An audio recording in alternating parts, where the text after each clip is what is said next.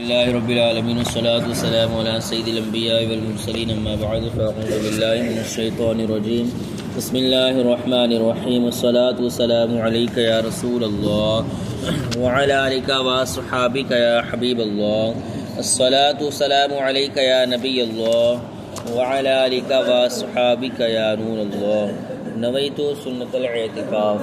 پیارے آقا صلی اللہ تعالیٰ علیہ وآلہ وسلم نے ارشاد فرمایا، تو مجھ پر درود پاک پڑھو، اللہ تعالیٰ تم پر رحمت بھیجے گا۔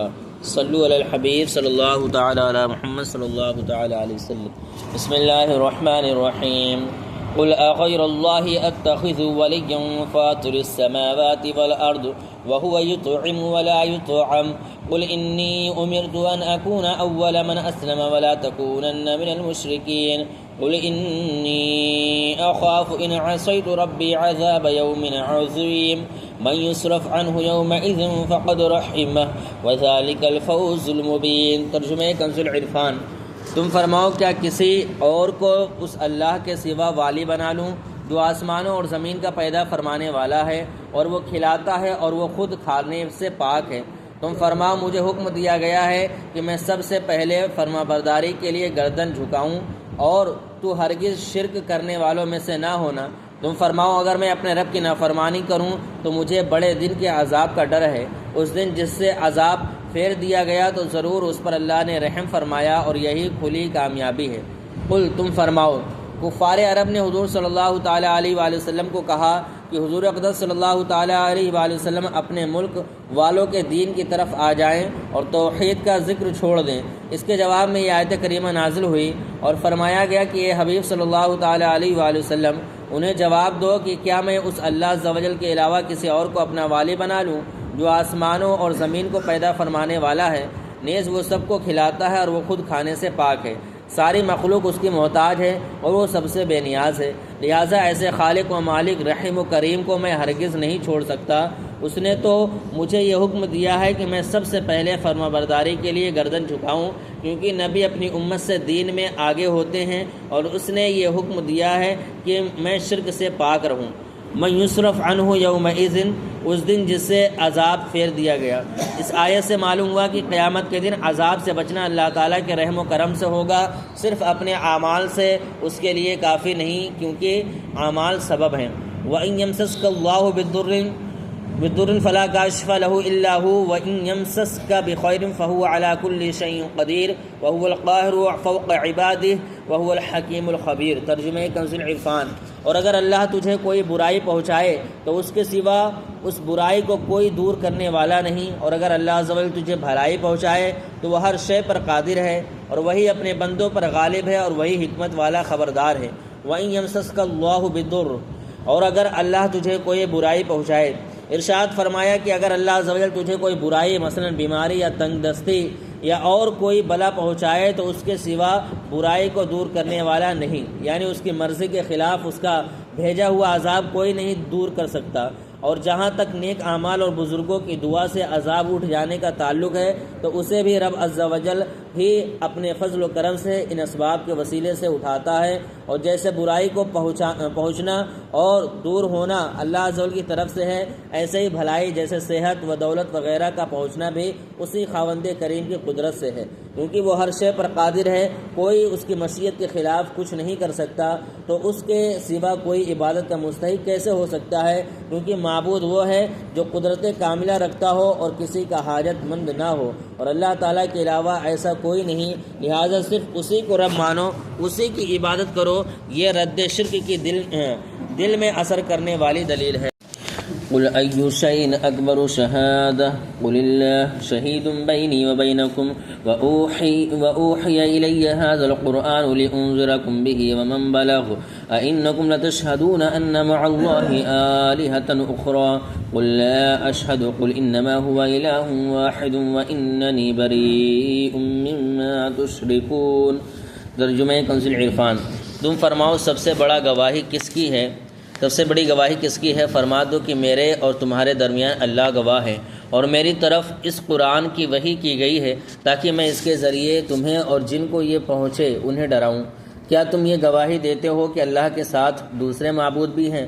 تم فرماؤ کہ میں یہ گواہی نہیں دیتا۔ تم فرماؤ کہ وہ تو ایک ہی معبود ہے اور میں ان سے بیزار ہوں جنہیں تم اللہ کا شریک ٹھہراتے ہو۔ ایو شیء اکبر الشہادہ، سب سے بڑی گواہی کس کی ہے؟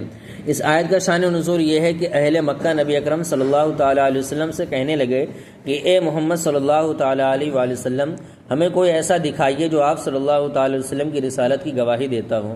اس پر یہ آیت کریمہ نازل ہوئی جس میں فرمایا گیا کہ اللہ عز و جل میرا گواہ ہے اور سب سے بڑا گواہ وہی ہے۔ نبی کریم صلی اللہ تعالیٰ علیہ وسلم کی گواہی دینا سنت خدا ہے۔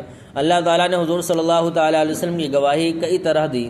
ایک یہ کہ اپنے خاص بندوں سے گواہی دلوائی، دوسرے یہ کہ آپ صلی اللہ تعالیٰ علیہ وآلہ وسلم پر جو کلام اتارا اس میں آپ صلی اللہ تعالیٰ علیہ وسلم کی نبوت کا اعلان فرمایا، تیسرے یہ کہ آپ صلی اللہ تعالیٰ علیہ وسلم کو بہت سے معجزات اللہ تعالیٰ نے عطا فرمائے۔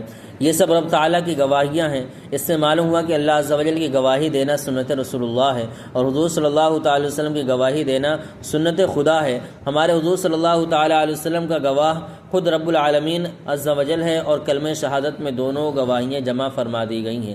سبحان اللہ۔ وَأُوحِیَ إِلَیَّ هَذَا الْقُرْآنُ، اور میری طرف اس قرآن کی وحی ہوئی، یعنی اللہ تعالیٰ میری نبوت کی گواہی دیتا ہے اس لیے کہ اس نے میری طرف اس قرآن کی وحی فرمائی، اور یہ ایسا عظیم معجزہ ہے کہ تم فصیح و بلیغ اور صاحب زبان ہونے کے باوجود اس کا مقابلہ کرنے سے عاجز رہے۔ اس سے ثابت ہوا کہ قرآن پاک عاجز کرنے والا ہے، اور جب یہ عاجز کرنے والا ہے تو اس کتاب کا مجھ پر نازل ہونا اللہ تعالیٰ کی طرف سے میرے رسول ہونے کی یقینی شہادت ہے۔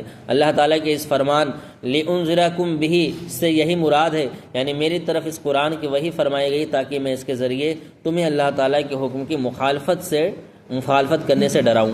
ومن بلغ، اور جن تک یہ پہنچے، یعنی میرے بعد قیامت تک آنے والے جن افراد تک یہ قرآن پاک پہنچے، خواہ وہ انسان ہو یا جن، ان سب کو میں حکم الہی کی مخالفت سے ڈراؤں۔ حدیث شریف میں ہے کہ جس شخص کو قرآن پاک پہنچا یہاں تک کہ اس نے قرآن سمجھ لیا تو گویا نبی کریم صلی اللہ تعالیٰ علیہ وسلم اس نے نبی اکرم صلی اللہ علیہ وسلم کو دیکھا اور آپ صلی اللہ تعالیٰ علیہ وسلم کا کلام مبارک سنا۔ حضرت انس بن مالک رضی اللہ تعالیٰ عنہ نے فرمایا کہ جب یہ آیت مبارکہ نازل ہوئی تو حضور صلی اللہ تعالیٰ علیہ وسلم نے کسریٰ اور قیصر وغیرہ سلاطین کو دعوت اسلام کے مکتوب بھیجے، یعنی خط روانہ کیے۔ اس کی تفسیر میں ایک قول یہ بھی ہے کہ عموماً بلغ بھی فاعل کے معنی میں ہے، اور معنی یہ ہے کہ اس قرآن سے میں تمہیں ڈراؤں اور وہ ڈرائیں جنہیں یہ قرآن پہنچے۔ ترمذی کی حدیث میں ہے کہ اللہ عز و جل تر و تازہ کرے اس کو جس نے ہمارا کلام سنا اور جیسا سنا ویسا پہنچایا۔ بہت سے لوگ جنہیں کلام پہنچایا جائے وہ سننے والے سے زیادہ اہل ہوتے ہیں، اور ایک روایت میں ہے کہ سننے والے سے زیادہ افقہ ہوتے ہیں۔ اس سے فقہا کی قدرت و منزلت معلوم ہوتی ہے، نیز یہ بھی معلوم ہوا قدر و منزلت معلوم ہوتی ہے، نیز یہ بھی معلوم ہوا کہ نبی اکرم صلی اللہ تعالیٰ علیہ وسلم کی نبوت اور قرآن کی ہدایت کسی زمان و مکان اور کسی قوم کے ساتھ خاص نہیں۔ اَإِنَّكُمْ لَتَشْهَدُونَ، کیا تم گواہی دیتے ہو؟ یہاں مشرکوں سے خطاب ہے، یعنی اے حبیب صلی اللہ تعالیٰ علیہ وسلم آپ ان کافروں سے فرمائیں کہ اے مشرکو، کیا تم یہ گواہی دیتے ہو کہ اللہ عز و جل کے ساتھ دوسرے معبود بھی ہیں؟ اے حبیب اکرم صلی اللہ تعالی وسلم تم فرماؤ کہ میں یہ گواہی نہیں دیتا، بلکہ تم فرماؤ کہ وہ تو ایک ہی معبود ہے اور میں ان جھوٹے خداؤں سے بیزار ہوں جنہیں تم اللہ عز و جل کا شریک ٹھہراتے ہو۔ اسلام قبول کرنے والے کو کیا کرنا چاہیے؟ اس آیت سے ثابت ہوا کہ جو شخص اسلام لائے اس کو چاہیے کہ توحید اور رسالت کی شہادت کے ساتھ اسلام کے ہر مخالف عقیدہ و دین سے بیزاری کا اظہار کرے، بلکہ تمام بے دینوں سے دور رہے اور کفر و شرک و گناہ سے بیزار رہے، بلکہ مومن کو چاہیے کہ اپنی صورت، سیرت، رفتار و گفتار سے اپنے ایمان کا اعلان کرے۔ صلو علی الحبیب صلی اللہ تعالی علی محمد صلی اللہ تعالی علیہ